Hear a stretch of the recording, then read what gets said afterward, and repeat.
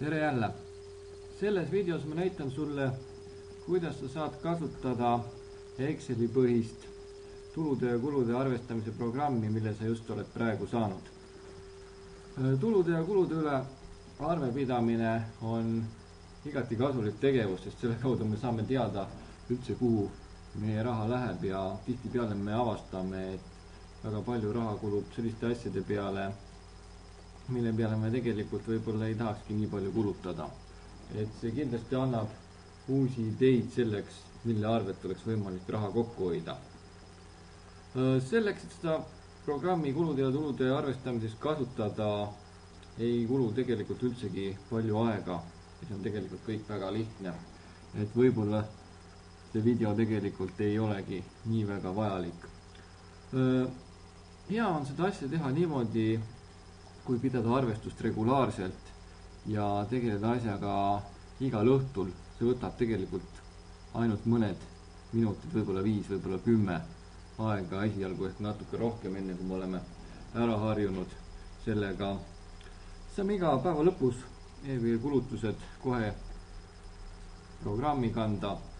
Lihtne on seda muidugi teha siis, kui me oleme põhiliselt maksnud kaardiga, siis saame kohe näiteks internetipangast vaadata konto väljavõtet ja ka siis, kui me oleme oma ostutšekid alles hoidnud, siis saame selle järgi vaadata, mille peale oleme kulutanud.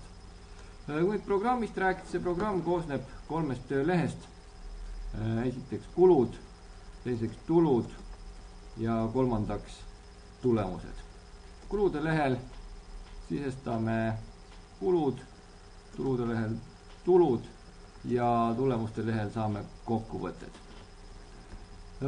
Siin praeguses näites on eelnevalt täidetud see fail esimese kuu ehk siis jaanuari kuu kohta, et sul oleks sellest asjast võimalik parem ülevaade saada.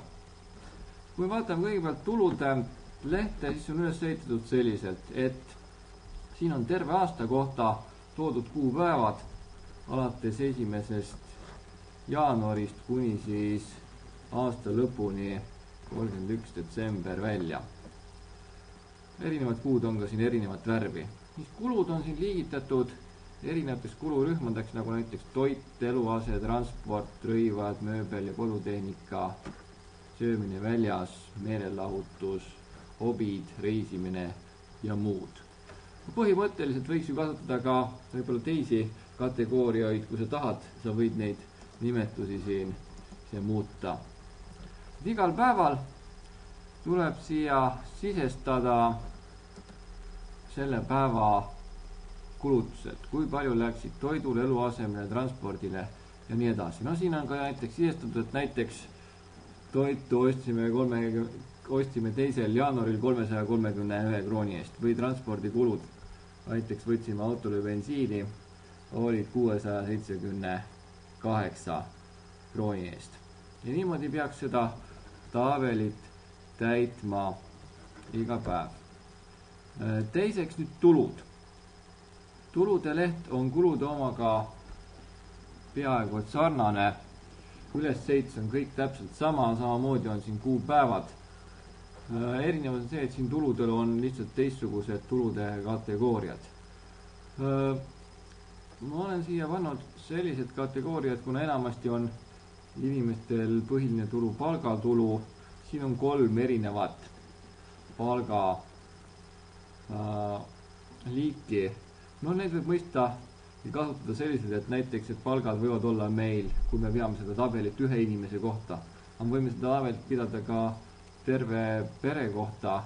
Võivad olla kas siis ühe inimese palgad mitmest töökohast, kui tal mitme koha peal töötab, või ka siin võib olla näiteks palk 1 on ühe inimese palk, palk 2 on näiteks teise inimese palk. Siis veel on siin sellised asjad nagu üüritulu, kui me näiteks enda korterit välja üürime, intressitulu, kui me näiteks on pangahoiused, mõned muud võlakirjad, intressi andvad varad. Kui me aktsiate pealt saame dividende, mis on see siin toodud. Jaks veel, kui me oleme midagi müünud ja sellest saame tulu, on ka tulud vara müügist. Veel toetused, õppetoetused, sotsiaaltoetused pension ja muud tulud. Samamoodi siia erinevatel kuupäevadel, kui tuleb mingisugune laekumine, saame siia teha sissekanded. No näiteks, et 3. jaanuaril maksti palka 14 500 näiteks ühest töökohast või ühele inimesele ja 5. jaanuaril teisest kohast 7500 pluss intressitulu näiteks aasta lõpus oli pangahoiuselt või kuu lõpus oli pangahoiuselt 150 krooni. Nüüd tulemuste tabelil saame siis kokkuvõtted erinevate kulude ja tulude kohta. Kõigepealt esimene asi siin on kulud, kus me saame iga kuu lõikes, kui palju meil kulub erinevatele kuluallikatele. Praegu on see tabel täidetud meil ainult jaanuari kohta, järelikult teised kuud on meil siin kõik summad nullid. Ja siit saame ka selle, palju meil aastas kokku läheb. Kui meil täidetud muidugi siis tabelist ainult üks kuu on, siis on iga kuu summad ja aasta kokku summad meil võrdsed. Kui me vaatame seda tabelit, siis näeme näiteks, et eluaseme peal läheb meil kõige rohkem raha, üle 7000 krooni, transpordi peale 5800, toidu peale 3500. Kokku näeme, et kulud olid 21 600 krooni. Järgmine osa tulemustest näitab meil osakaal kuludest ja see näitab siin protsentides, kui palju meil ühele või teisele kulukategooriale või kuluallikale on kulunud nii iga kuu lõikes suhteliselt osakaal kogu kuludest kui ka kokku terve aasta kohta. No, kuna meil teisi kuusid täidetud ei ole, siis praegu meil siin see tabel näitab, et meil on siin nulliga jagamine ja vastavaid tulemusi ei ole, aga sellest ei ole praegu ka mingit probleemi. Kui me täidame kulud ka ülejäänud kuude kohta, siis tulevad sinna ka meil protsentnäitajad. Siit me näeme, et näiteks eluaseme kulud moodustavad kokku kuludest 34%, transpordi omad 26,8%, toidukulutused 16,3%. Tulude kokkuvõte täpselt samamoodi näeme, et palk 1 on 14 500, palk 2 7500, intressid 150, kokku tulud on meil 22 150. Siis saame siit näha samamoodi osakaalu tuludest ehk kui palju meil üks või teine tuluallikas kokku tuludest annab. Näiteks, et siin palk 1 annab 65%, umbes palk 2 ligi 34% ja intressitulu 0,7%. Ja lisaks saame leida veel selle, kui suur on meil igakuine sääst ja kui palju sääst moodustab meie tuludest. Et sääst on siis tulude ja kulude vahe.